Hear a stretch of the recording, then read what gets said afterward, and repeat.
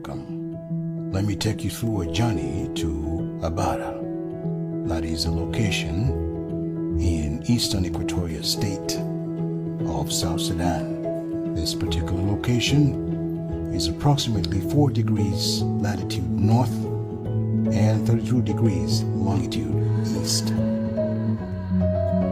Let's go there. But before we do, check the map.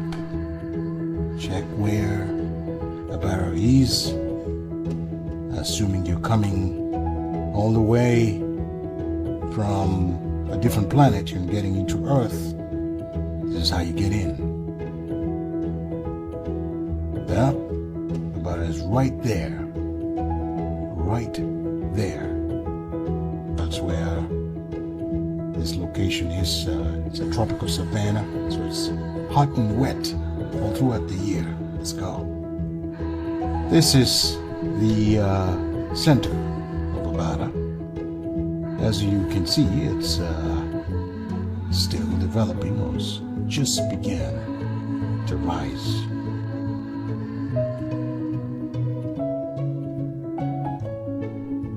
All right. This is actually the bridge. This is the ABARA bridge. And if you recognize it,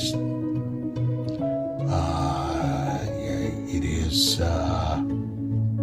what people used to cross back in the day when ABARA was a very active river. It's actually a seasonal river right now.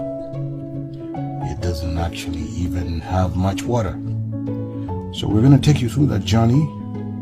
I'm going to take you upstream. We'll take you downstream. There you go. See? Not many buildings here. Not many buildings at all. However, it is coming up.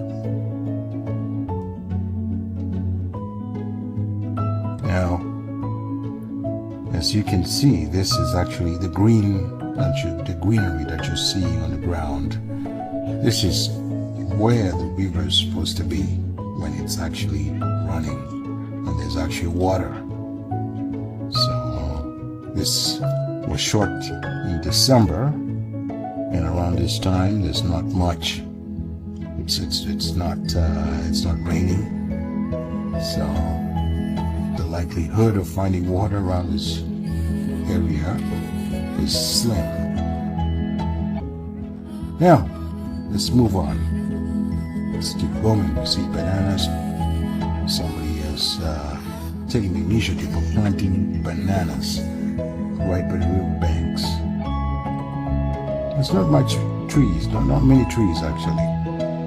I think this area would actually benefit from the planting of trees.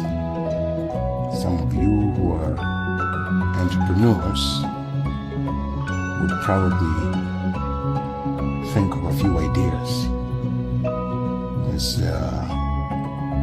If we ever plant trees along the river banks, my theory is that we would probably get to see the bank of the river flourishing with a lot of biodiversity. And again, trees would act as a shade of some kind. It's good to have shade. And shade prevents the evaporation of water.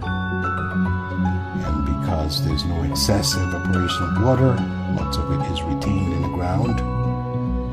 And as a result, more vegetation.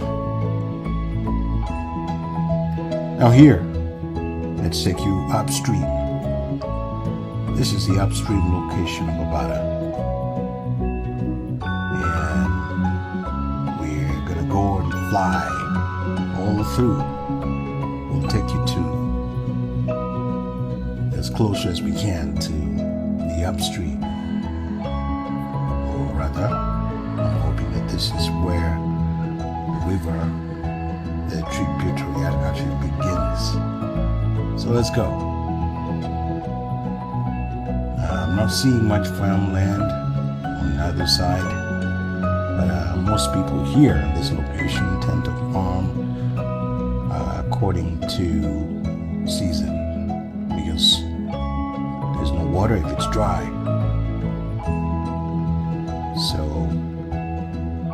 and there's no equipment for irrigation.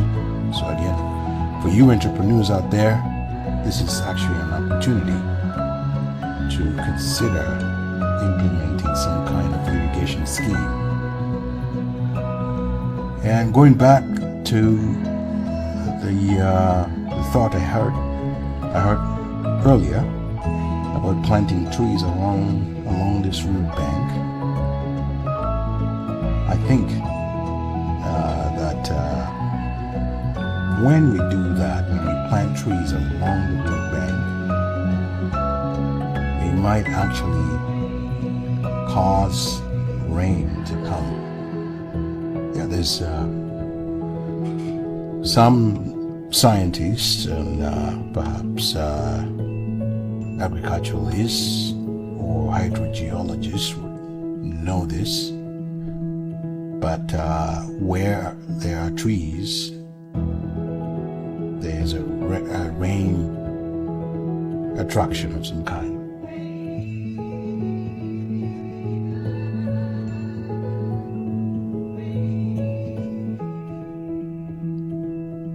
All right, let's go downstream. Let's move on downstream. Let's show you where it is. We're trying to find it from above. It wasn't very easy to do that since I didn't have the map. And fortunately, Google doesn't have a map for ABARA. Now, some of you guys who are